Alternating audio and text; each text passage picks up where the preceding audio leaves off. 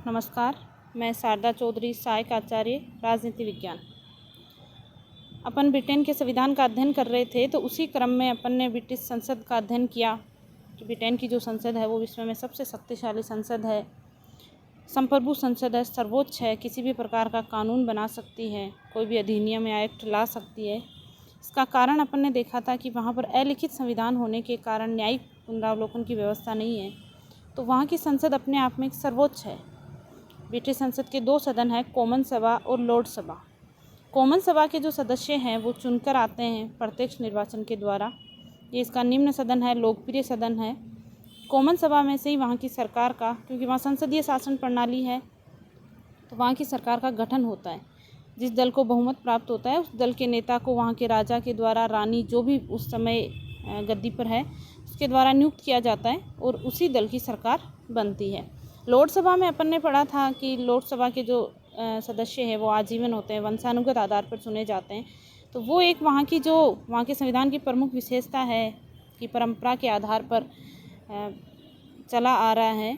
तो जो पुरातन संस्थाएं हैं उनको वो नष्ट करना नहीं चाहते, उनमें उनकी आस्था है। तो इसी तरीके से लॉर्ड सभा के पास शक्तियाँ नहीं होने के बावजूद भी वो बना हुआ है, वंशानुगत है आज भी उसकी सदस्य संख्या। आज अपन अध्ययन करेंगे कॉमन सभा के बारे में। जैसा कि न्यूमैन ने कहा है संसद की संप्रभुता लोक सदन में निवास करती है। यानी संसद संप्रभु है, संसद सर्वोच्च है। इसका अर्थ यही है कि कॉमन सभा लोक सदन सर्वोच्च है। कॉमन सभा लोक सदन जो ब्रिटेन का है वो संसार का सबसे पुराना प्रतिनिधि सदन है। सर्वप्रथम चुनावों के द्वारा कॉमन सभा के जो सदस्य हैं उनका चुनाव इंग्लैंड में शुरू हुआ। इसे अपन प्रथम सदन, निम्न सदन कह सकते हैं। सबसे पहले अपन देखते हैं इसकी सदस्य संख्या। सदस्य संख्या में देखिए 650 व्यक्ति चुनकर आते हैं, यानी 650 सदस्य होते हैं। एक सदस्य निर्वाचन क्षेत्र है, यानी एक निर्वाचन क्षेत्र से एक व्यक्ति चुना जाएगा। हालांकि ब्रिटेन में भी पहले बहुसदस्यीय निर्वाचन क्षेत्र थे, लेकिन बाद में उसको बदलकर एक सदस्य निर्वाचन क्षेत्र कर दिया गया। एक सदस्य लगभग 75,000 जनसंख्या का, जो 650 सदस्य चुनकर आते हैं उनमें से प्रत्येक सदस्य लगभग 75,000 जनसंख्या का प्रतिनिधित्व करते हैं। निर्वाचन जो है वो प्रत्यक्ष होता है। 18 वर्ष का जो वहाँ व्यक्ति है वो वोट करता है और गुप्त मतदान प्रणाली द्वारा किया जाता है। तो इस प्रकार अपन देखते हैं कि 650 कॉमन सभा की सदस्य संख्या है। अब सदस्यता के लिए क्या योग्यताएं हैं और क्या अयोग्यताएं, यानी कौन व्यक्ति है जो कॉमन सभा का सदस्य बन सकता है और कौन व्यक्ति है जो वहाँ का ब्रिटिश नागरिक कॉमन सभा का सदस्य नहीं बन सकता। तो सबसे पहले ही जो योग्यताएं अपन देखते हैं तो वो इंग्लैंड का नागरिक होना चाहिए। यानी विदेशी कोई भी कॉमन सभा का सदस्य नहीं बन सकता। यदि कॉमन सभा का सदस्य बनता है तो वहाँ की इंग्लैंड की नागरिकता उसके पास होनी चाहिए। उसकी आयु जो है वो 18 वर्ष से ऊपर होनी चाहिए। ये बहुत ही कम है देखिए, लेकिन 18 वर्ष से ऊपर होनी चाहिए। उसका नाम मतदाता सूची में होना चाहिए और देश के प्रति उसकी क्या होनी चाहिए, निष्ठा होनी चाहिए। अब अपन देखते हैं अयोग्यताएं। अयोग्यता में जो व्यक्ति लॉर्ड सभा का सदस्य है वो कॉमन सभा का सदस्य नहीं बन सकता। यानी लॉर्ड सभा के सदस्य अपन ने पहले ही पढ़ा है कि वंशानुगत होते हैं, आजीवन होते हैं, मृत्यु पर्यंत उनकी सदस्यता चलती है। तो जो लॉर्ड सभा का सदस्य है वो कॉमन सभा का सदस्य नहीं बन सकता। जो विदेशी है वो कॉमन सभा का सदस्य नहीं बन सकता। जिसकी उम्र जो है वो 18 वर्ष से कम है वो नहीं बन सकता। पादरी, नगरों के मेयर, नगर परिषद, नगर निगम जो होते हैं, जैसे अपने यहाँ नगर निगम है, उनके सभापति है जो मेयर कहलाते हैं, वो कॉमन सभा के सदस्य नहीं बन सकते। पादरी कॉमन सभा के सदस्य नहीं बन सकते। इसके अलावा देखिए, यदि देशद्रोह या अन्य कोई गंभीर अपराध में उसको सज़ा मिली हुई है, वह व्यक्ति दंडित हुआ है, तो वह कॉमन सभा का सदस्य नहीं बन सकता। इसके बाद अपन देखते हैं यदि कोई व्यक्ति पागल है, दिवालिया है, तो ये बनने का सवाल ही नहीं है, ये कॉमन सभा के सदस्य नहीं बन सकते। फिर अपन देखते हैं कॉमन सभा का कार्यकाल 5 वर्ष है। चुनाव होते हैं, चुनावों के बाद जो इसकी प्रथम बैठक होती है उससे लेकर 5 वर्ष इसका कार्यकाल है। कॉमन सभा को समय से पूर्व प्रधानमंत्री की सिफारिश पर भंग किया जा सकता है। राजा या रानी जो उस समय पद स्थापित है गद्दी के ऊपर उसके द्वारा, लेकिन इसके लिए प्रधानमंत्री सिफारिश करेगा तभी उसको भंग किया जा सकता है। अब कॉमन सभा का कार्यकाल जो है वो 5 वर्ष है, लेकिन यदि आवश्यकता हुई तो उसके कार्यकाल को 6 वर्ष 7 वर्ष बढ़ाया भी जा सकता है। और ऐसा पहले किया गया है प्रथम और द्वितीय विश्व युद्ध के समय, क्योंकि विश्व युद्ध जब चल रहे थे तो चुनाव होना संभव नहीं था, तो इसलिए इसका कार्यकाल बढ़ाकर 6 वर्ष किया गया। अब अपन देखते हैं सदस्यों के विशेषाधिकार, यानी कॉमन सभा के जो सदस्य हैं उनको कौन कौन से विशेषाधिकार प्राप्त है। एक तो सदन में भाषण देने की पूर्ण स्वतंत्रता है, यानी किसी भी विषय पर कॉमन सभा का जो मेंबर है, सदस्य है, वो बोल सकता है, अपने विचार रख सकता है, उसको पूर्ण स्वतंत्रता प्राप्त है। इसके अलावा देखिए, यदि किसी दीवानी मुकदमे में किसी सदस्य को अपराधी घोषित किया गया है, लेकिन यदि संसद का सत्र आयोजित होने वाला है तो उसके 40 दिन पूर्व और 40 दिन बाद तक उसको गिरफ्तार नहीं किया जा सकता। फिर भी यदि ऐसी कोई बहुत ही ज़रूरी हो कि उसको गिरफ्तार करना ही आवश्यक हो, तो सदन का जो अध्यक्ष है, स्पीकर है, उसकी सहमति के बिना ऐसा नहीं किया जा सकता। इसके अलावा देखिए, संसद द्वारा निर्धारित वेतन भत्ते जो समय समय पर संसद निर्धारित करती है वो कॉमन सभा के सदस्यों को प्राप्त होते हैं, और निःशुल्क यात्रा की सुविधा भी, रेल यात्रा की सुविधा भी उनको प्राप्त होती है।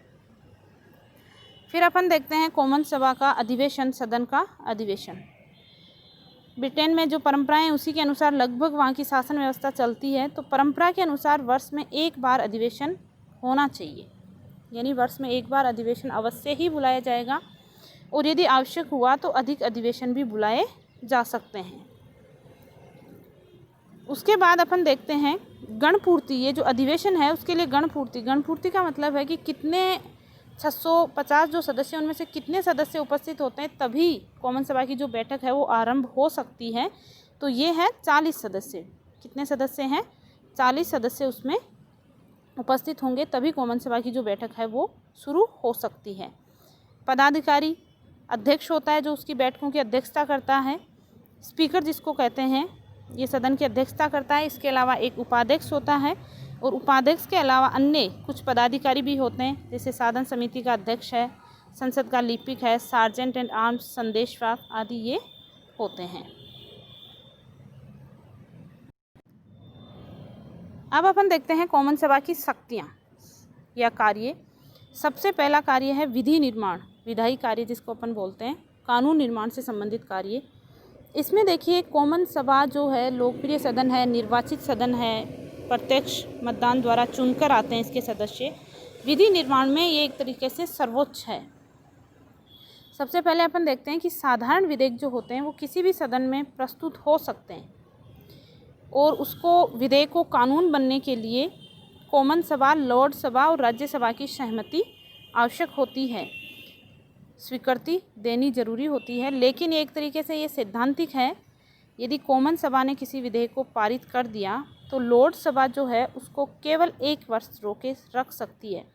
यदि लॉर्ड सभा अपनी स्वीकृति देती है तो भी वह विधेयक पारित हो जाएगा, और यदि वो 1 वर्ष तक नहीं देती है स्वीकृति, 1 वर्ष के बाद वह उसी रूप में या उसी प्रारूप में, जिस प्रारूप में कॉमन सभा उसको पारित करना चाहती है, वो उस रूप में वो क्या हो जाएगा, पारित हो जाएगा और कानून बन जाएगा।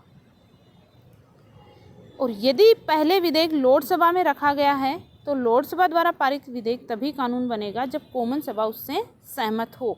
यदि कॉमन सभा अपनी सहमति नहीं देती है, वह उसकी रजामंदी नहीं देती है, तो वह विधेयक कानून नहीं बन सकता।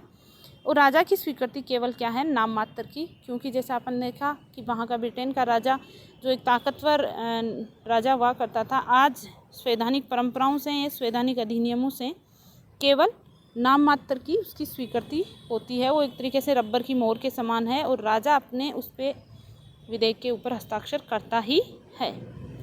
दूसरी जो शक्ति है वो है कार्यपालिका संबंधी शक्ति। इसमें देखिए, क्योंकि ब्रिटेन में कौन सी शासन प्रणाली है, संसदीय शासन प्रणाली। संसदीय शासन प्रणाली में क्या होता है, मंत्रिमंडल, सरकार का निर्माण, प्रधानमंत्री का जो मंत्रिपरिषद है उसका निर्माण किस में से होता है, लोक सदन में से। यानी कार्यपालिका का निर्माण लोक सदन से होता है, कॉमन सभा से। इसलिए मंत्रिमंडल कॉमन सभा के प्रति क्या रहती है, पूर्ण उत्तरदायी रहती है। अब कॉमन सभा जो है वो किस तरीके से उसके ऊपर नियंत्रण रखती है। कॉमन सभा के सदस्य मंत्रियों से प्रश्न पूछ सकते हैं, पूरक प्रश्न पूछ सकते हैं। इसके अलावा देखिए, कार्यपालिका के विरुद्ध यानी मंत्रिमंडल के विरुद्ध काम रोको प्रस्ताव है, निंदा प्रस्ताव है, ये लाए जा सकते हैं। लोक सदन या कॉमन सभा द्वारा पारित अविश्वास प्रस्ताव यदि पास हो जाए तो फिर कार्यपालिका को, मंत्रिमंडल को प्रधानमंत्री सहित क्या देना पड़ता है? त्यागपत्र देना पड़ता है। यानी लोक सदन के पास ये बहुत ही महत्वपूर्ण शक्ति है। अब तीसरी जो कॉमन सभा की शक्ति है वो है वित्तीय शक्तियाँ। जैसा कि अपन ने सुना ही है कि राजकोष के ऊपर, राष्ट्र के धन के ऊपर जनता का अधिकार होना चाहिए। तो क्योंकि कॉमन सभा के जो सदस्य हैं वो जनता द्वारा प्रत्यक्ष चुने जाते हैं, वो जनता का ही प्रतिनिधित्व करते हैं, इसलिए प्रतिनिधि सदन को, कॉमन सभा को बजट और राजकोष पर एक तरीके से एकाधिकार प्राप्त है। वित्त विधेयक जो होते हैं, धन से संबंधित जो भी विधेयक हैं, वो सर्वप्रथम कॉमन सभा में ही रखे जा सकते हैं। लोकसभा से वित्त विधेयक या धन विधेयक की शुरुआत नहीं हो सकती। कॉमन सभा से जो वित्त विधेयक है यदि वो पारित हो जाते हैं तो लोकसभा देखिए इसको केवल 1 माह तक रोके रख सकती है। साधारण विधेयक के बारे में अपन ने देखा था कि वो 1 वर्ष तक विलंब कर सकती है, और वित्त विधेयक केवल कितने दिनों तक? 1 महीने, 1 माह तक वह रोके रख सकती है। और यदि उसके बाद भी लोकसभा सहमत नहीं है तो भी वह उसी प्रारूप में पारित हो जाता है जिस प्रारूप में विधेयक को कॉमन सभा ने तैयार किया है।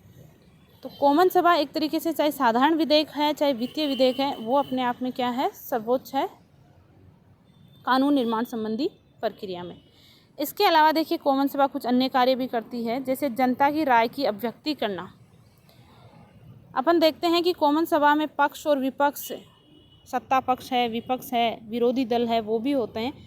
तो जनता की जो भी समस्याएं हैं या जनता क्या सरकार के बारे में सोचती है, वो क्या आलोचना करती है, ये जनता की राय की अभिव्यक्ति कौन करता है? कॉमन सभा का जो विपक्षी दल होता है वो करता है। और ब्रिटेन में तो वहाँ का जो विपक्षी दल है वो बहुत ही ताकतवर होता है। अपन ने जो मंत्रिमंडल पढ़ा था उसमें कि छाया मंत्रिमंडल का निर्माण करता है एक तरीके से, और सरकार के ऊपर पूरी निगरानी रखी जाती है।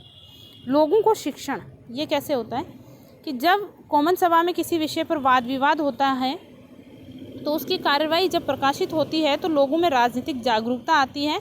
और शिक्षण का मतलब यहाँ शिक्षा से नहीं, राजनीतिक जागरूकता से है। यानी उनकी एक तरीके से राय, राजनीति के ऊपर, राजनीतिक विचारों का जो विकास होता है। इसके अलावा अपनी कार्यप्रणाली, कॉमन सभा की जो कार्यप्रणाली है किस प्रकार से संचालित होगी, इसके नियम भी कॉमन सभा बनाती है। यदि कॉमन सभा के किसी सदस्य ने या किसी और संस्था ने सदन के विशेषाधिकारों का उल्लंघन किया है तो वह उस व्यक्ति को क्या कर सकती है? दंडित भी कर सकती है। इस प्रकार लोक सदन जो है वो शक्तिशाली है, और अपन कह सकते हैं कि संसद की संप्रभुता का प्रयोग लोक सदन ही करता है। धन्यवाद।